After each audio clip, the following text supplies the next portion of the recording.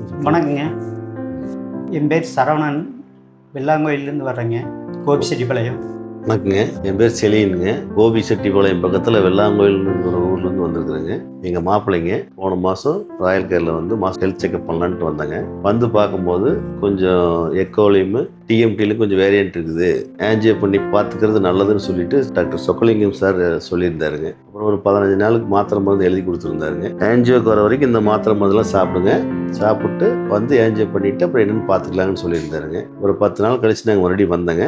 வந்து ஆன்ஜியோ பண்ணதில் 3 பிளாக்கும் ஒரு வால்வில் ரத்த கசிவு இருக்குதுங்க அப்படின்னு சொல்லிட்டு சொக்கலிங்கம் சார் சொன்னார். சொல்லிட்டு சர்ஜன் வந்து கிருஷ்ணா கிஷோர் சாருங்க, போய் நீங்கள் பாருங்கள், பார்த்துட்டு அவர் என்னென்னு உங்களுக்கு எல்லா விளக்கமும் சொல்லுவார்னு சொன்னாருங்க. அப்போ நாங்கள் போய் கேட்டோங்க சார்கிட்ட, சார் எங்களுக்கு ஸ்டண்டுக்கு இது வச்சுக்கலாங்களா இல்லை ஓப்பன் தான் பண்ணணுமான்னு எங்களுக்கு ஒரு சந்தேகம் இருக்குதுங்க சார். எல்லாருமே ஓப்பன் சர்ஜரின்னா பயப்படுறாங்க எங்கள் சொந்த பந்தத்தில், அதனால் பண்ணலாமா வேணாமான்னு எங்களுக்கு பயமாக இருக்குது சார் ஓப்பன் சர்ஜரிக்கு அப்படின்னு சொல்லிட்டு கேட்டேங்க. கேட்கும்போது அவர் வந்து நீங்கள் பயப்படாதீங்க, இது வந்து பிளாக் ஒரு 80% மேலே இருக்கிறதுனால எப்போ வேணாலும் எது வேணாலும் நடக்கலாம், நீங்கள் ஸ்டண்டு வைக்கிறதோட ஓப்பன் ஹார்ட் சர்ஜரி தான் பெஸ்ட்டு, நீங்கள் இந்த ஹாஸ்பிட்டலில் நாங்கள் 100% கேரண்டி கொடுக்குறோன்னு சொல்லிட்டு சார் சொன்னாருங்க.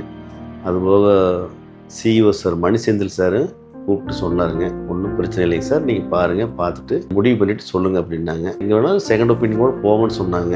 அப்புறம் நாங்கள் எங்கேயுமே போகலிங்க. இந்த ஹாஸ்பிட்டலுடைய அவங்க டாக்டர் சொல்ல வந்து 100% கேரண்டி, நாங்களாச்சு நீ சிறப்பாக பண்ணித்தரேன்னு சொன்னங்காட்டி நாங்கள் வந்து வேறு எதுவுமே யோசிக்கலிங்க. அடுத்த நாள் ஒரு நாள் விட்டு அடுத்த நாள் வந்து அட்மிஷன் ஆகிட்டேங்க. அதேமாதிரி ஆப்ரேஷன் வந்து 3 to 4 hours ஆகும்னு சொன்னாங்க. எங்களுக்கு வந்து அதுக்கு முன்னாடியே 2 hours முடிச்சு 8:30 கூட்டிகிட்டு போனாங்க. 10:30 மணிக்கு டாக்டர் எங்களை கூப்பிட்டு நல்லபடியாக பண்ணிவிட்டேன், நீங்கள் இன்னும் 2 மணி நேரத்தில் கூப்பிடுவாங்க, நீங்கள் போய் பார்க்கலாம், நல்லபடியாக கவனிச்சிட்டாங்க. அடுத்த நாளே எங்களை வந்து வார்டுக்கு ஷிஃப்ட் பண்ணிட்டாங்க. கிட்டத்தட்ட 2 நாள் ஐசியூவில் இருக்குன்னு சொன்னாங்க. எங்களுக்கு அடுத்த நாள் ஈவினிங்கே எங்களுக்கு வார்டு ஷிஃப்ட் பண்ணிட்டாங்க. நல்லபடியாக இன்சூரன்ஸில் ஆகட்டும், மெயின்டெனன்ஸ்லேயே ஆகட்டும், அந்த ஃபுட்டில் ஆகட்டும் எல்லாமே அவங்க நல்லா பார்த்தாங்க. ஃபர்ஸ்ட் ரிவ்யூக்கு வந்திருக்கிறோம், வந்ததையும் வந்து டாக்டர் பார்த்துட்டோம், ஸ்டிச்செல்லாம் எடுத்துட்டாங்க, எந்த காயமெல்லாம் நல்லா இருக்குது, நீங்கள் ஒரு மாதம் ரெஸ்ட் எடுத்துகிட்டு வாங்க, அப்புறம் மறுபடியும் பார்த்துக்கலான்னு சொல்லிட்டாங்க.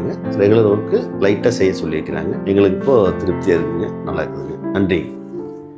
வணக்கங்க. என் பேர் சண்முகப்பிரியா. எங்கள் வீட்டுக்காருக்கு தான் ஆப்ரேஷன் பண்ணேங்க. வர்ற அன்னைக்கு ரொம்ப பயமாக இருந்துச்சு, எல்லாம் நல்லபடியாக ஆப்ரேஷன் முடிஞ்சு இப்போ நல்லா இருக்கிறாரு, ஒன்றும் பிரச்சனையும் இல்லை. ரொம்ப தேங்க்ஸ் ராயல் கேர் ஹாஸ்பிட்டல்.